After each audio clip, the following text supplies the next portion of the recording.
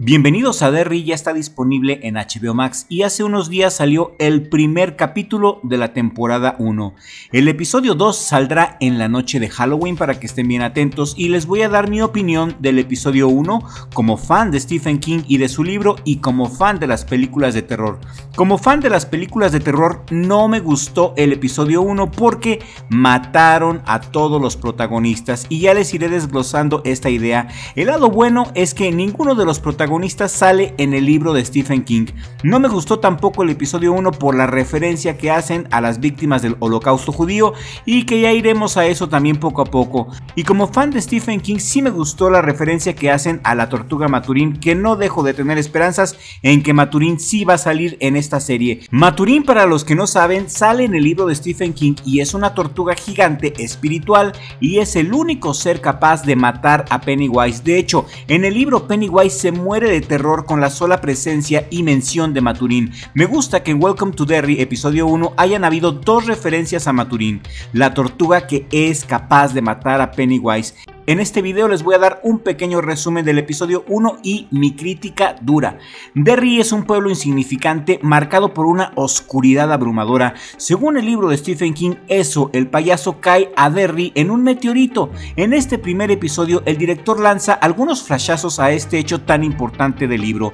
A Derry llega un militar negro llamado Leroy Hanlon y su misión es servir en una base militar que está desarrollando un proyecto secreto que al parecer tiene que ver con tecnología inversa alienígena, y de esto nos dará más información el director Andy Muschietti conforme se vaya dando el desarrollo.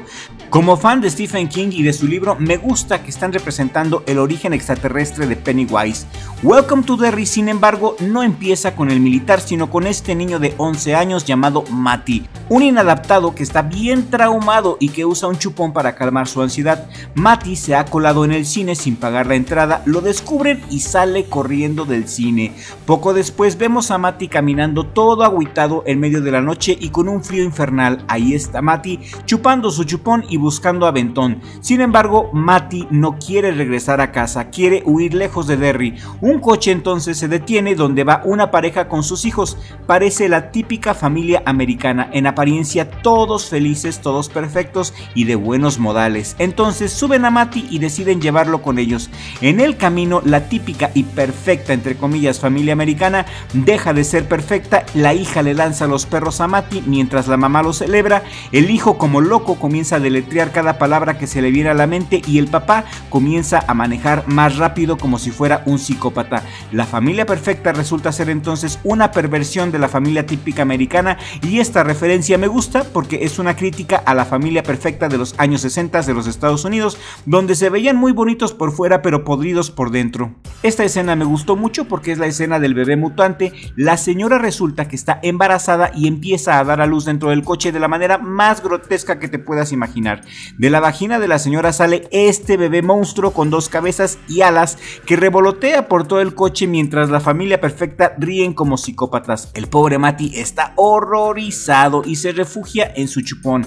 El bebé mutante rompe el cristal del auto y sale su chupón de Matty volando por los aires. Y así es como empieza Welcome to Derry. Un inicio bastante bueno, no me puedo quejar. No da miedo, pero sí te sorprende bastante y es algo perturbador.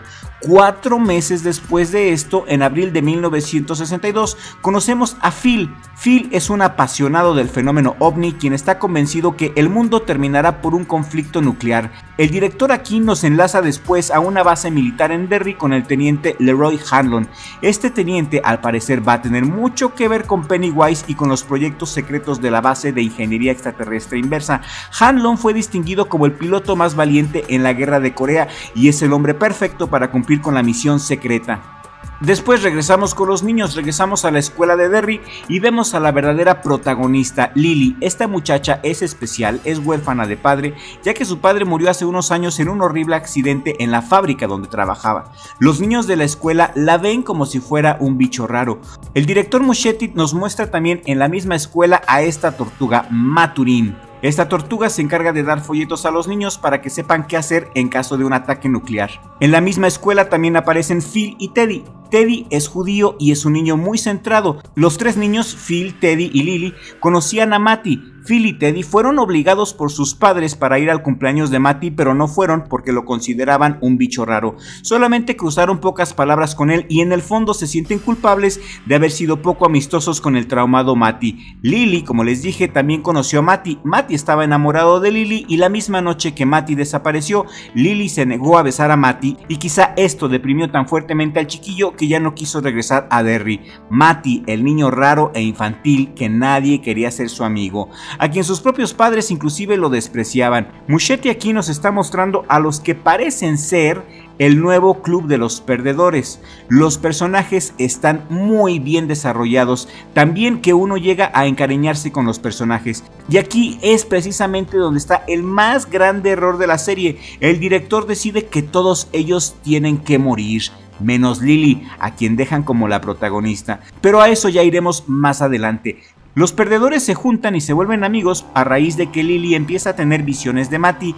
Lily escucha que Matty canta una extraña canción que sale por el drenaje de su baño y Matty le habla a través de ese drenaje. Lily cree que el espíritu de Matty se está comunicando con ella y se pone en contacto con los otros dos niños, con Phil y con Teddy, y les comparte su aparente locura.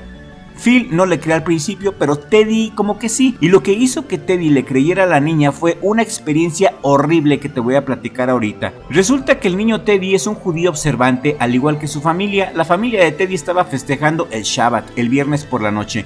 El padre de Teddy ve a su hijo angustiado y desencajado y le pregunta que qué tiene. Teddy entonces le pregunta a su padre si alguien sería tan malvado de secuestrar a un niño y mantenerlo bajo tierra en las alcantarillas durante meses y hacerle mucho daño. Su padre le responde que como judíos conocen muy bien los horrores del mundo. Le dice a Teddy que durante el Holocausto los alemanes hicieron lámparas con la piel de los judíos y desestima la pregunta de Teddy y le dice que deje de leer tantos estúpidos cómics. Esa misma noche, mientras Teddy lee sus cómics, todo cambiaría de repente. La lámpara se apaga y Teddy la enciende de nuevo, pero se apaga una vez más y al prenderla nuevamente, Teddy ve una cara grotesca reflejada en la pantalla de la lámpara. Su lámpara, que antes era una lámpara normal, ahora tiene una pantalla hecha con la piel de alguien, así como su padre le comentaba que hicieron con los judíos en el Holocausto. Teddy cae aterrorizado y empieza a llorar y a vomitar de la impresión, y gracias a este evento paranormal, Teddy le cree completamente a Lily. Al día siguiente, Phil, Teddy y Lily se juntan y deciden investigar qué fue lo que pasó con Matty la noche de su desaparición. Y hasta aquí la serie bien. No me gustó en absoluto la referencia de la lámpara de piel, se me hizo muy poco sensible para los familiares de las víctimas del Holocausto. Creo que hay límites que no se deben de cruzar. Este detalle me pareció de muy mal gusto, pero pues ok, no pasa nada. Seguimos adelante. Pero eso sí, aquí le pongo un tache al director por ser un cretino con este tema tan sensible. Entonces los niños entre todos deciden investigar qué fue realmente lo que pasó con Matty y buscan en la biblioteca periódicos del día de su desaparición. Encuentran que el último lugar donde estuvo Matty fue el cine. El periódico dice que la última persona en ver a Matty fue la hija de un empleado del cine. Intrigados deciden hablar con Ronnie, quien los recibe de muy mala gana y los corre porque la policía ya los atosigó día y noche porque creían que el papá de Ronnie había secuestrado a Matty. Los chicos se van y en el camino Phil les dice a sus amigos en voz alta que todo esto ha sido una mala idea, eso de involucrarse solamente por una canción que Lily escuchó en el baño cantada por Matty. Y entonces cuando Ronnie escucha esto, al escuchar esto de la canción, Ronnie cambia de opinión y muy sorprendida les dice que ella también ha escuchado la misma canción en el cine. Desde que Matty desapareció, Ronnie ha escuchado no solamente la canción sino también voces de niños gritando y lamentándose que provienen del sótano del cine, filtrándose a través de los conductos metálicos, y esta experiencia genera un vínculo inmediato entre los niños, así que todos juntos deciden ir al cine donde Matty fue visto por última vez en busca de pistas. Y esta es la escena final del episodio 1. Ronnie se dispone a buscar entre las películas una en especial donde sale la canción que han estado escuchando, pone la película Ronnie y en medio de la película, ¿qué creen? Sale Matty cargando un bebé, y si se fijan también sale la familia con la que iba Matty en el auto, así que sabemos de entrada que ese bebé es el bebé mutante con alas de murciélago y dos cabezas. Los niños se quedan mudos de la sorpresa porque ver a Matty en una película es algo que jamás habrían imaginado ver. Los niños comienzan a hablarle a Matty y a medida que lo hacen, Matty se acerca más a la pantalla y les dice que está ahí por su culpa, porque todos ellos le mintieron. En ese momento el bebé que sostiene en sus brazos comienza a llorar y Matty suelta al bebé hacia la pantalla y la rompe, liberando así a la horrenda criatura que comienza a volar por todas partes y mata a todos y a cada uno de los protagonistas, menos a Lily. Y lo que a algunos les pareció una genialidad, a mi gusto fue un grave error. No me gustó para nada que mataran a los protagonistas. Esto lo veo como un punto muy débil en la serie porque ya tenían todos una personalidad más que bien definida. Se me hizo esto un desperdicio de inversión emocional y de tiempo, porque el primer episodio dedica 50 minutos a desarrollar a estos niños. Matarlos me generó frustración porque estaba emocionalmente atado ya a los personajes.